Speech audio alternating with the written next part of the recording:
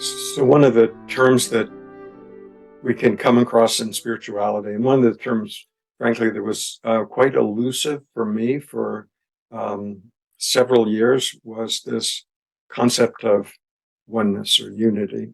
The challenge was, even after perhaps recognizing the fundamental nature of this awareness that we've been talking about, there can still be the sense of, I am having the experience of awareness. And then sometimes I come back to my ordinary consciousness. And so we can feel like, with some effort or intention or meditation or practice, we can drop into this felt sense of awareness. And then often we can be pulled back into what might be called ordinary consciousness.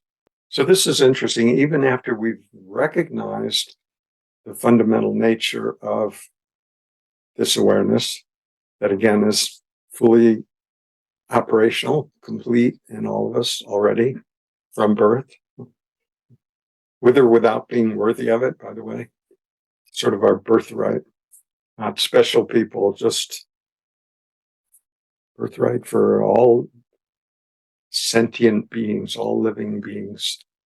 But it may take some getting used to be able to stabilize that sense of its enduring presence.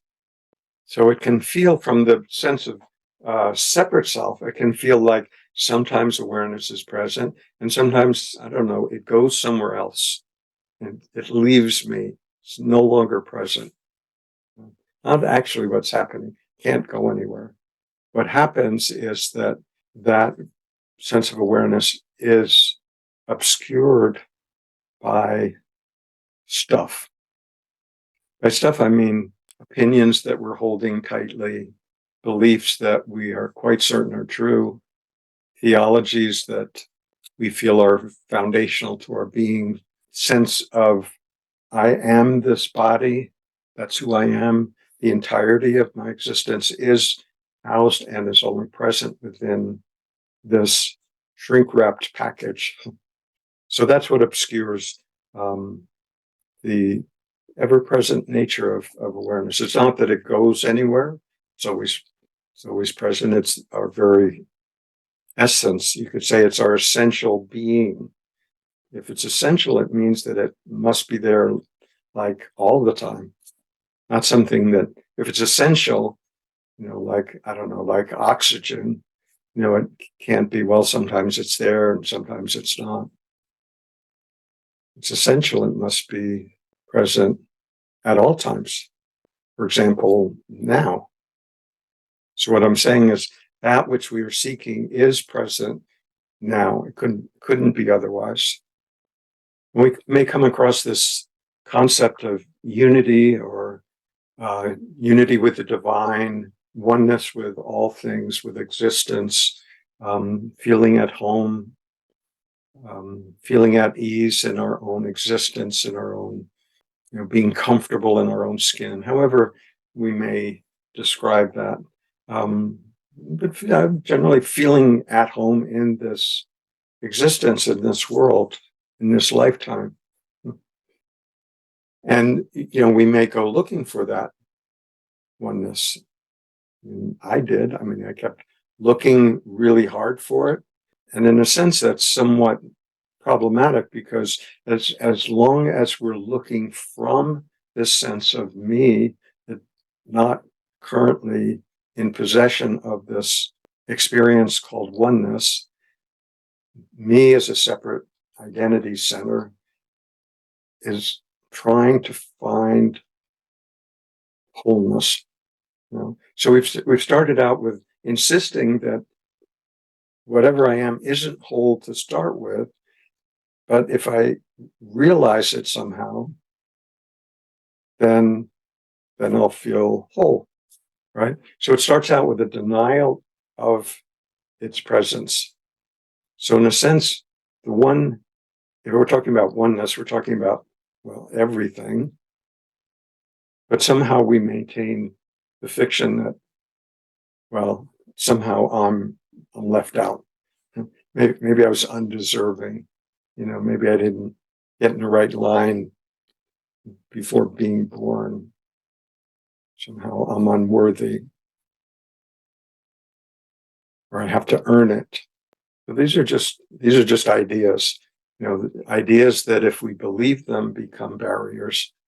As long as we have the belief that what I have to do in this lifetime, my task is to become worthy. I'm unworthy now. I'm a sinner now. Therefore, I somehow have to do something to earn a state of grace. Be given keys to the kingdom. So as long as we hold on to that belief, that believing in the belief gives it power. When we create the belief and then imbue it with life, with power, by our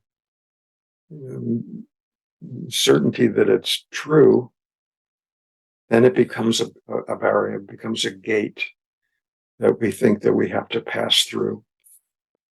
Right? There actually is no gate.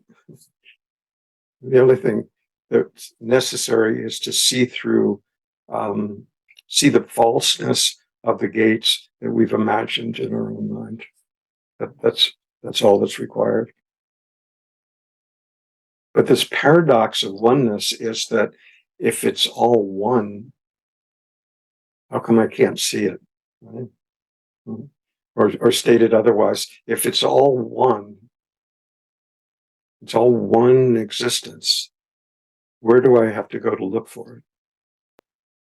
And you see that any attempt to go find oneness is a denial of its presence. If its presence was seen, there'd be no movement. I mean, we wouldn't be seeking something outside of ourselves.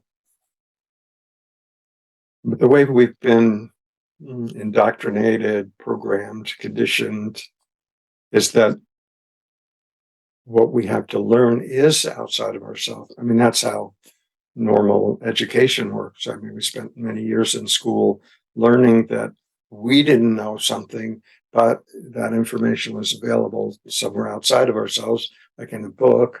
And if we just consumed that information, then it would be ours.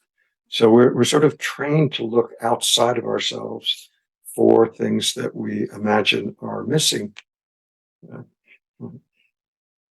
So if there's only one thing happening, where do we look?